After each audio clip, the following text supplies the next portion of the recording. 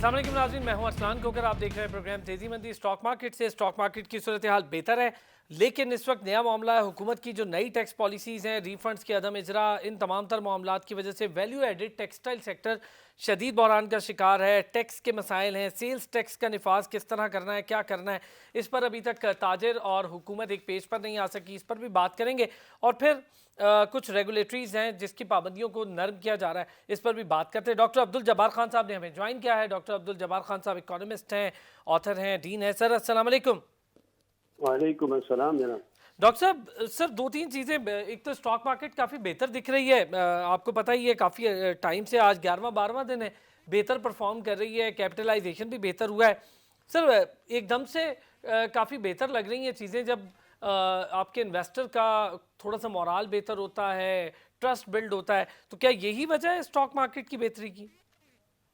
नहीं, इसके पीछे कुछ इंटरनेशनल फैक्टर्स हैं। इसके पीछे चाइना है, इसके पीछे सीपैक है, इसके पीछे कॉन्फिडेंस बिल्डिंग मेजर्स हैं बोथ द कंट्रीज, इसके पीछे लद्दाख का इशू है, और इसके पीछे बहुत सारे इंटरनेशनल फैक्टर्स हैं। डोमेस्टिक तो सिचुएशन आपने इंट्रो में कह ही दिया कि इसमें बहुत कुछ करना बाकी है, और जाहिर है जब करेंगे तो लोकल इंडस्ट्री बूस्टअप करेगी, agriculture sector, manufacturing, small scale industries, medium वगैरह, ये बढ़ेगी आगे।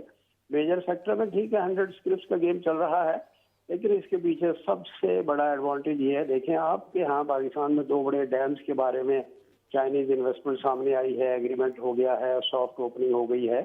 तो ये जो चीज है ना, ये something it goes very very strongly positive towards Pakistan. Stock exchange को इस एंगल से अगर आप देख लें तो जाहिर है पूरे पाकिस्तान की इकोनॉमी को रिफ्लेक्ट नहीं करता, लेकिन चाइनीज इन्वेस्टमेंट है और यहाँ पे बड़े इन्वेस्टर्स और ब्रोकर्स मौजूद हैं जो स्टॉक्स में गेम खेल रहे हैं, और ये ठीक है, पॉजिटिव है, इट्स वेरी गुड। इसके पीछे खालिसतन चाइना और सीपैक है जनाब अली, जिसकी बुनियाद पर स्टॉक एक्सचेंज पॉजिटिव चल रहा है। डोमेस्टिक इंडिकेटर्स जो है ना आपके सामने हैं पॉजिटिव। ये भी अच्छी बात है कि भाई चलें, इन्होंने फॉरेन डेट रीपेमेंट की बात की है, लेकिन कंसोलिडेशन विद इन, देखिए आप अंदर से मजबूत होंगे तो पूरे आम गरीब आदमी को इसका बेनिफिट पहुंचेगा। 12,000 रुपए की डिस्ट्रीब्यूशन जो अनकंडीशनल कैश ट्रांसफर कहलाता है, इससे पॉवर्टी एलिवेट नहीं हुआ करती।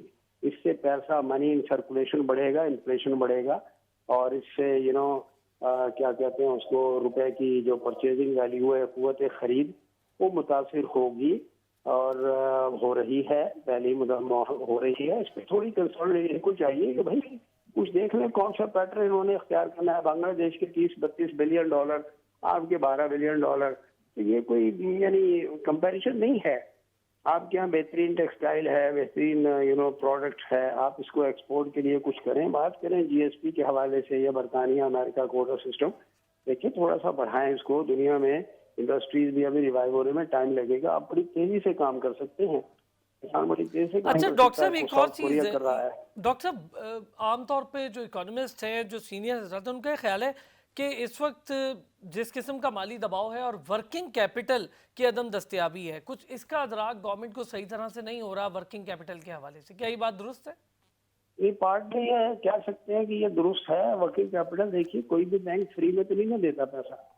देखिए ना, आपने अभी हाउसिंग प्रोजेक्ट्स को लॉन्च किया है, बड़ी अच्छी बात है, उससे काफी जो एलाइड इंडस्ट्री है उससे उसका बेनिफिट आएगा। लेकिन देखें सीमेंट की प्राइसेस ही बढ़ रही है, सरिये की कीमत भी बढ़ रही है, मजदूरों को तो इतना बेनिफिट कम है जितना जो बड़ी इंडस्ट्रियल सेक्टर है, दोनों स्टील री रोलिंग एंड सीमेंट मैन्युफैक्चरिंग। बाकी एलाइड सेक्टर है, ठीक है, छोटी मोटी, और फिर गरीब आदमी जो है 5 मरले वाला, 3.5 मरले वाला, वो तो हाई फिनिशिंग कॉस्ट पे जाता ही नहीं है। वो कहता है यार ठीक है, प्लास्टर कर लो भाई, अगर हल्की सी टाइलें लगती हैं सहन में ठीक है, नहीं तो सीमेंट के प्लास्टर में भी गुजारा कर लेता है वो। तो आपको कंसोलिडेशन करनी चाहिए, और वर्किंग कैपिटल को आप देखिए ना, ये अगर 3 महीने पहले ये हॉट मनी को परसू ना करते तो इसका बेनिफिट 90 डेज में लोकल इंडस्ट्री में और ट्रेडिंग में आ जाता।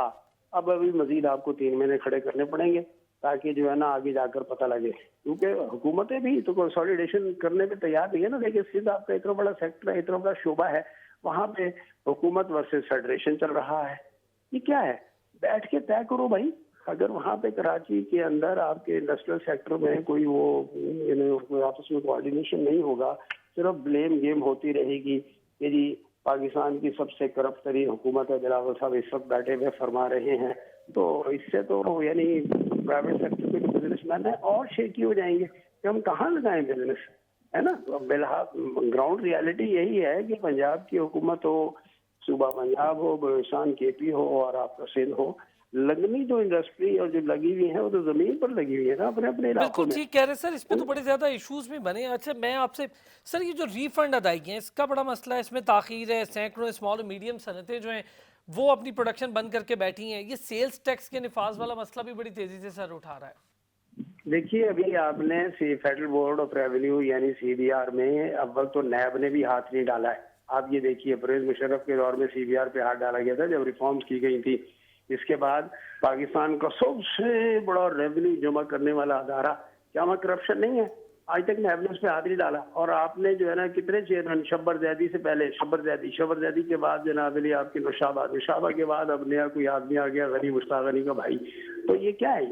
इसी तरह स्टेट बैंक में चलता रहा पहले मामला, कभी सेक्रेटरी फाइनेंस बदल रहा है, कभी आपके इकोनॉमिक एडवाइजर। कंसोलिडेट तो करें थोड़ा सा मामला को। ये आवाम जो है ना, ये कौम पाकिस्तान की बड़ी रिजिलियंट है, ये चाहती है तरक्की करना, आगे जाना चाहती है। इनके ऊपर आप एतबार तो करें।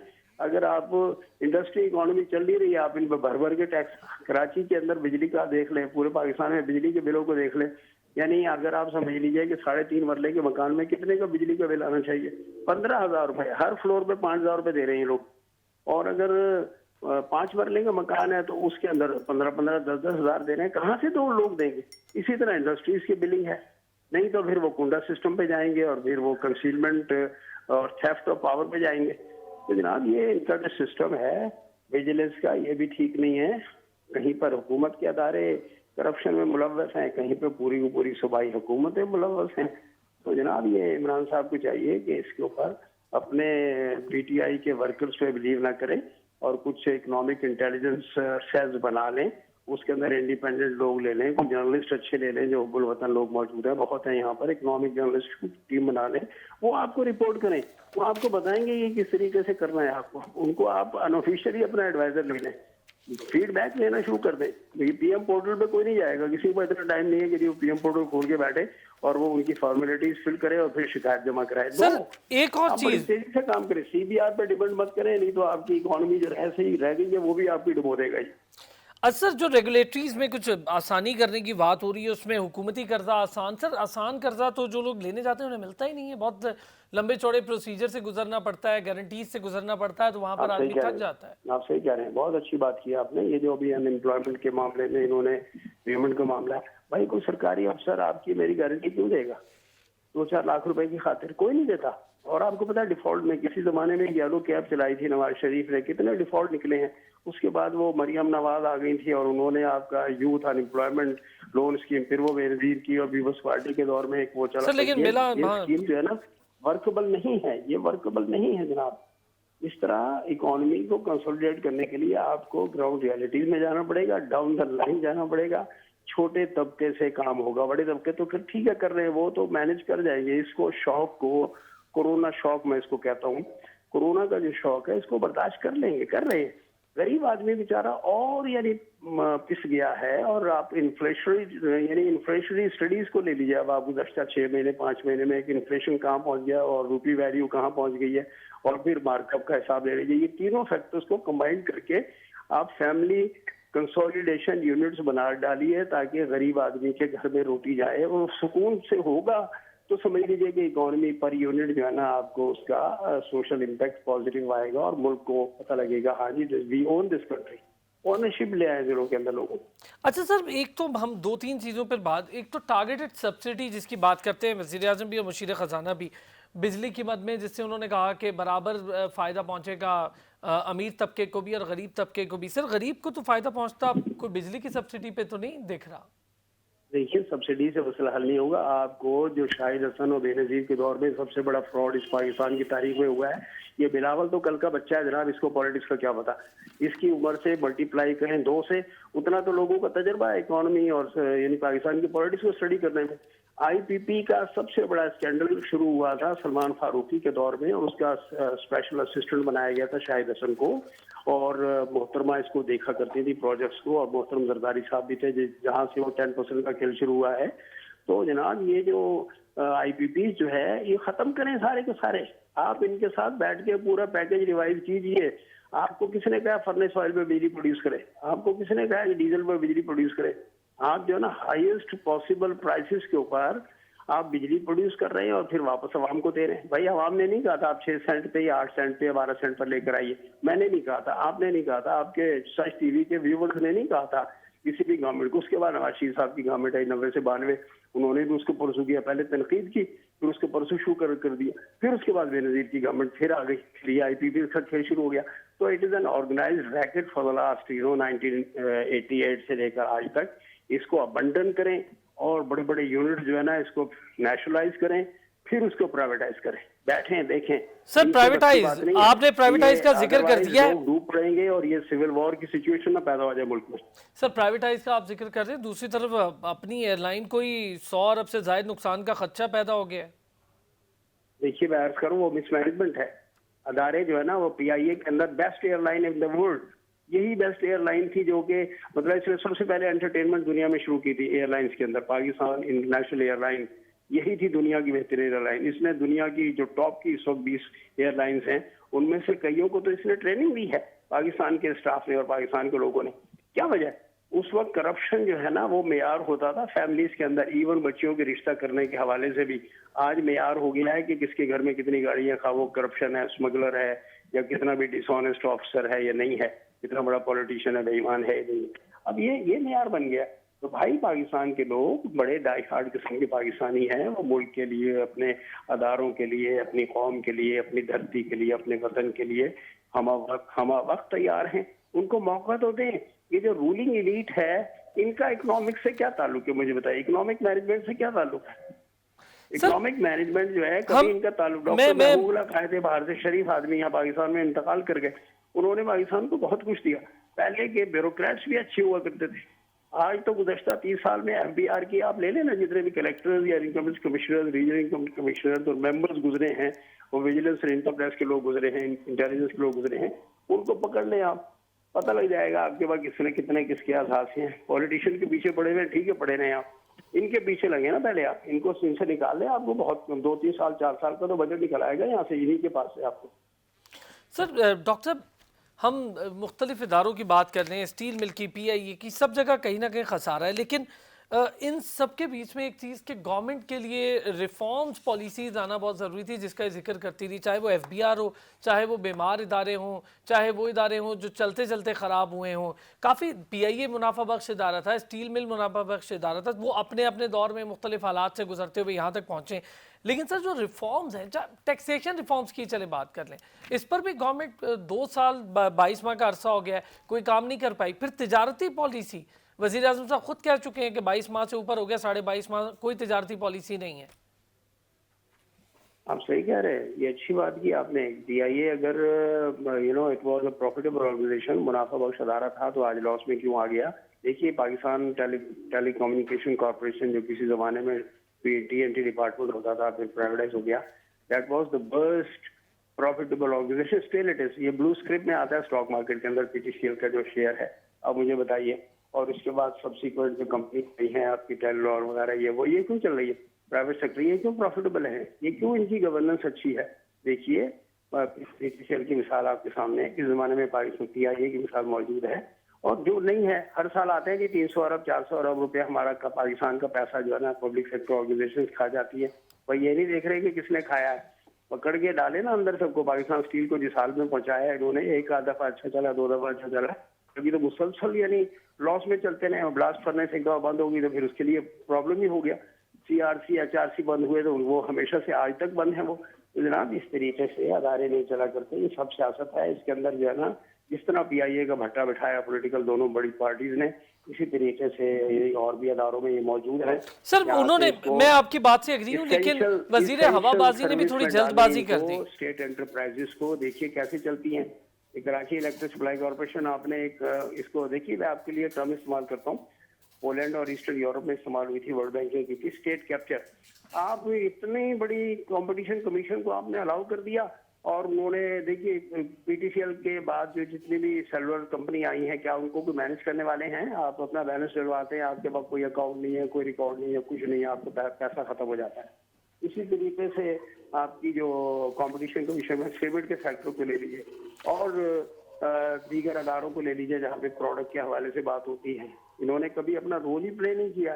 मोनोपोली कंट्रोल जो है, सारी दुनिया में अदारे मौजूद होते हैं, एसईसीपी है, उन्होंने कभी अपना रोल ही प्ले नहीं किया। मैसिव करप्शन प्रिवेंट कर रही है जनाब, यानी ये कनाइवेंस में स्टॉक एक्सचेंज ने अगर परमिशन दे दी है तो एसईसीबी ने परमिशन रोक ली। आपको बताइए, मैं आपको बता रहा हूँ, पब्लिक लिमिटेड कंपनीज की, लिस्टेड कंपनीज मसाइल है, उस तरफ कभी इन्होंने तवज्जो नहीं दी। और यहाँ पे अगर मिनिस्टर को जाके ब्रीफ करे ना, वो कहते हैं कि मुझे मैं मनु ना दसो जी मैं की करा, ले दे के असद उबर रह जाता है, वो भी कॉर्पोरेट सेक्टर को बुला के बात नहीं था, वो सियासत में आ गया। किसके लोगों को जाके ब्रीफ करे सर? इनको टेक्नोक्रेट्स का ग्रुप बना लेना चाहिए। ठीक है, गवर्नमेंट में उनको ओहदे मत दे, मिनिस्टर मत बनाए, उनसे ले लें आप, पूरे के पूरे सेक्टर को रिफॉर्म करें। और ये जो डॉक्टर इशरत लेकर आए हैं नया फार्मूला कि 55 ईयर्स के अंदर रिटायरमेंट कर दें, उसका मतलब क्या हुआ फिर? इससे क्या होगा आप मुझे बताइए, इसका बेनिफिट क्या है? तो हाँ जी, आपको चाहिए कि आपको विडो फंड, सर वो अपनी तरफ से नौकरियां पूरी करेंगे ना, किसी को निकाला उसकी जगह किसी को रख लिया, वो जो नौकरियों का वादा था वो पूरा होगा फिर। अच्छा डॉक्टर साहब, वही ना, ये भी देखिए, ये भी जो चीज है ये भी नुकसानदेह है। ये आज नहीं तो फिर 5 साल बाद नुकसान नजर आएगा इसको। मैं आपको बताता हूँ ये किस लिए कर रहे हैं। क्वेश्चन है why they intend to do it. ये इसलिए करना चाह रहे हैं, आपके नाजरीन की खिदमत में पेश कर दूं, ये 55 साल का खेल इसलिए खेलना चाह रहे हैं कि अपने लोगों को लाएं या अपने मुखालिफिन को निकालें। नहीं, पुटिंग असाइड दैट, ये इसलिए करना चाह रहे हैं कि ये जो इतने बड़ा हैवी पेंशन का जो लोड आता है ना, इसको कैसे मैनेज करें। भाई हो सकता है, क्यों नहीं हो सकता? इन्होंने कभी स्विट्जरलैंड के पैटर्न पे काम ही नहीं किया। किस तरीके से विडोज फंड को मैनेज करना है, किस तरीके से सेविंग्स को, पाकिस्तान जैसे मुल्क में सेविंग भी नहीं है, सीडीएनएस जो है ना बिल्कुल इनफेक्टिव अदारा बन चुका है। अच्छा डॉक्टर साहब, आपने सेविंग की बात की है, मैं चाहूंगा डॉक्टर साहब थोड़ा सा, डॉक्टर साहब डॉक्टर साहब एक चीज मैं आपसे ये जानना चाह रहा हूँ, जहां पर हम बात कर रहे थे कि इंटरेस्ट रेट को बढ़ाया जाए तो इन्फ्लेशन कंट्रोल हो रही है, यही कहा जाता था गवर्नमेंट की तरफ से, ऐसा हुआ नहीं, इन्फ्लेशन बढ़ गई, उल्टा इन्वेस्टमेंट रुक गई, इंटरेस्ट रेट बढ़ा, लोगों ने पैसे बैंक्स में रखवा दिए, कुछ ट्रस्ट नहीं किया इस गवर्नमेंट पे तो शुरू में पैसे बैंक में रखवा दिए, इंटरेस्ट रेट बढ़ने का फायदा बैंक्स को तो हो गया, शरह सूद बढ़ी, लोगों को भी बैंक में पैसे रख के सेफ हो गए, लेकिन मार्केट में पैसे की रेल पेल रुक गई। आप सही कह रहे हैं सर, बिल्कुल इसमें कोई शक की बात नहीं है, ऐसा है। लेकिन देखिए, हर चीज का एक हल होता है, सोल्यूशन होता है। किसी भी क्रिटिकल कंडीशन में भी पेशेंट को अगर आप लेके जाते हैं, वेंटिलेटर पे लेटाया जाता है, तो इसका मतलब है कि क्या ट्रीटमेंट रोक दिया जाता है? नो, ट्रीटमेंट जारी रहता है। अभी पाकिस्तान की इकॉनमी वेंटिलेटर पर थी और है, आप नहीं कह सकते कि बाहर हो गई है। सीपैक का बेनिफिट है, रिफ्लेक्शन है उसका, आ रहा है, बड़ी अच्छी बात है, लेकिन उसमें थोड़ा टाइम लगेगा। ये लॉन्ग टर्म बेनिफिट है। खुद इसमें चाइना का इंटरेस्ट भी, हमारा भी इंटरेस्ट है। आपकी लोकल कंसोलिडेशन, जो मैं लफ्ज इस्तेमाल कर रहा हूँ कि मकामी सनत और तिजारत और ज़राअत, इन तीनों की कंबाइंड एक दूसरे पर डिपेंडेंट होते हैं। ये सप्लीमेंट्री और कॉम्प्लीमेंट्री इकोनॉमी है पाकिस्तान की ये, और इसको लेकर चलें आप, और कॉस्ट ऑफ इनपुट कम कर दें। कॉस्ट ऑफ इनपुट कम करेंगे, खाद की कीमतें आप कम करेंगे, आप जनाब मेरी पेस्टिसाइड्स की कीमतें कम करेंगे तो एग्रीकल्चर सेक्टर आगे बढ़ेगा, बीज की कीमत कम करेंगे तो आगे बढ़ेगा। ये तीनों सेक्टर को अगर देख ले, क्या हर जैसे बताइए ना मुझे, एग्रीकल्चर सेक्टर पे जो पानी की जरूरत है वो पूरी करें, नहीं है ट्यूबवेल से पूरी करें। ट्यूबवेल का उसमें आपको फ्यूल का यानी पेट्रोल का या डीजल का या जो ट्यूबवेल जिस चीज से चलाते हैं वो एक बहुत बड़ा इशू है। भाई कुछ तो करे बैठकर यार, ये एवरीथिंग इज पॉसिबल। बनाए कमेटीज और वो बाकायदा इंडिपेंडेंट हो, वो किसी पॉलिटिकल ग्रुप से ताल्लुक ना रखती हो, ना पीटीआई जो रूलिंग पार्टी है उससे उनका ताल्लुक ना हो, वो नेशनल यानी वो रियासत से वफादारी करते हुए बेहतरीन प्रोपोजिशन दे, और देने के अहल हैं पाकिस्तान के अंदर। ऐसे ऐसे लोग बड़े बड़े जहन पड़े हुए हैं इस पाकिस्तान में, हुब्बो वतन लोग पड़े हुए हैं, हर लम्हे अपनी जान देने को तैयार है पाकिस्तान की खातिर। सर बिल्कुल ठीक कह रहे हैं, लेकिन वहां पर कुछ मसाइल आ जाते हैं डॉक्टर साहब। हमें अपने लोकल मॉडल बना के दीजिए। पाकिस्तान में इकोनॉमिक का मॉडल नहीं है, पाकिस्तान में कोई लोकल मॉडल। ठीक है डॉक्टर साहब, मैं सिर्फ लास्ट क्वेश्चन मुझे ये बता दें सर कि ये जो महंगाई अब एकदम से इस हद तक पहुंच गई कि इदारा शुमारियात पहले कुछ और कह रहा था अब कुछ और कह रहा है, क्या इसका कोई हल है, कंट्रोल हो पाएगी, आपको दिख रहा है? देखिए बड़ी अच्छी बात है, इन्होंने शुरू में टच किया था हिंदुस्तान के मॉडल को, थोड़ा सा स्टडी कर लें आप। मैं पॉलिटिक्स में नहीं जा रहा हूँ। वहाँ पे CNIC कार्ड के चक्कर नहीं है, वहाँ पे आधार कार्ड कहलाता है, वहाँ पे राशन कार्ड कहलाता है। उन्होंने आज से 70 साल पहले का जो सिस्टम था अंग्रेजों के जमाने का राशन का, वो आज भी इंटैक्ट रखा हुआ है। भाई वो आपसे बड़ी इकोनॉमी है, आप 20 करोड़ की आबादी हैं, वो 120 करोड़ की आबादी है। आपसे 10 गुना 8 गुना बड़े लोग हैं वो लोग, 7 5 10 गुना। तो और इकोनॉमी तो उनकी वैसे भी हमसे बहुत ज्यादा स्ट्रांग है। 170 रुपए का हमारा डॉलर, उनका सिर्फ 70 रुपए का डॉलर। हमारे 184 रुपए का यूरो, उनके यहाँ सिर्फ 84 रुपए का यूरो। इवन बांग्लादेश की इकोनॉमी हमसे स्ट्रांग है और उनकी करेंसी स्ट्रांग है। जनाब कंसोलिडेशन का मतलब ये है कि अपनी करेंसी को मैनेज करें आप, और ये जो लल्ले तल्ले है ना, ये जो इनके हुकूमतों के हैं, ये खत्म करें। वो जो बड़े बड़े अखराजात हैं इनको खत्म करने होंगे सर। आवाम ये मुलाजिमों को छांटी मत करें, इनकी मुलाजिमों की छांटी से अनरेस्ट पैदा होगा, सोशल और इकोनॉमिक अनरेस्ट पैदा होगा, इससे मसाइल माशरे में पैदा होंगे। आप अपने अल्ले तल्ले खत्म करें और सिवाय कंपल्सरी इंपोर्ट के किसी भी चीज की इंपोर्ट जो है ना अलाउ ना करें पाकिस्तान में। Put them all the negative list, put them on the band list. क्यों नहीं करते ये लोग? क्यों 40 अरब रुपए के, 40 डॉलर को, 40 बिलियन डॉलर को आप मुसलसल उसके पास मांग मांग के गुजारा करते हैं और फिर कहते हैं पाकिस्तान की मीशत चल नहीं रही है। 20 अरब डॉलर बराबर ले आए, जितने की एक्सपोर्ट होगी जितनी इंपोर्ट होगी, खत्म बात। इक्वल कर दे, ट्रेड बैलेंस जीरो, बिल्कुल जीरो। इसी तरह से पॉपुलेशन कंट्रोल करें आप। बांग्लादेश से अच्छे मुसलमान तो हम लोग नहीं है, वो 100% मुसलमान है सबके सब। उनसे ले लोगे भैया आपने पॉपुलेशन कैसे कंट्रोल की? मोर्टेलिटी रेट उनके बराबर आ गया है। जितने लोग जिंदा है, जितने पैदा होते हैं उतने मरते हैं, जितने मरते हैं उस पर ले लिया उन्होंने। ये मौलवियों को काबू करना है ना पाकिस्तान में, क्यों नहीं काबू करते? बांग्लादेश सर कोविड-19 सर मुझे बताएं, कोविड-19 के बाद सिचुएशन बेहतर होगी या फिर हम इसी सिचुएशन से गुजरते रहेंगे? होपफुली वी बिलीव इंशाल्लाह बेहतरी होनी चाहिए और होगी, अल्लाह ने चाहा तो पूरी ग्लोबल इकोनॉमी चलेगी। देखिए ना, इस वक्त पाकिस्तान की एक्सपोर्ट कंसाइनमेंट जो गिवन, मैं आज स्टडी कर रहा था कि जो एग्रीमेंट्स हुए हुए हैं और जो एक्सपोर्ट एग्रीमेंट्स हो चुके हैं वो लोग एक्सपोर्ट कर रहे हैं। बाकी नए एक्सपोर्ट्स की इंक्वायरीज के लिए प्रॉब्लम हो रहा है। कार्गो के टैरिफ सेट नहीं हो पा रहे हैं। कार्गो के, इंटरनेशनल कार्गो की बात कर रहा हूँ, शिपिंग के, उसके अंदर प्रॉब्लम हो रही है एक्सपोर्टर्स को। और वो जो आपकी जो यानी शिपिंग कंपनीज हैं उनके टैरिफ के अंदर अनसर्टेनिटी का फैक्टर बहुत ज्यादा मौजूद है। दूसरी बात, आपकी रुपी वैल्यू बहुत डाउन हो गई है विद इंटरनेशनल करेंसी। इन दोनों ठीक है सर, बहुत माजरत सर, वक्त की कमी थी। इंशाल्लाह अगले प्रोग्राम में इस पर मजीद बात भी होगी। अपना ख्याल रखिएगा, अब तक के लिए इतना ही।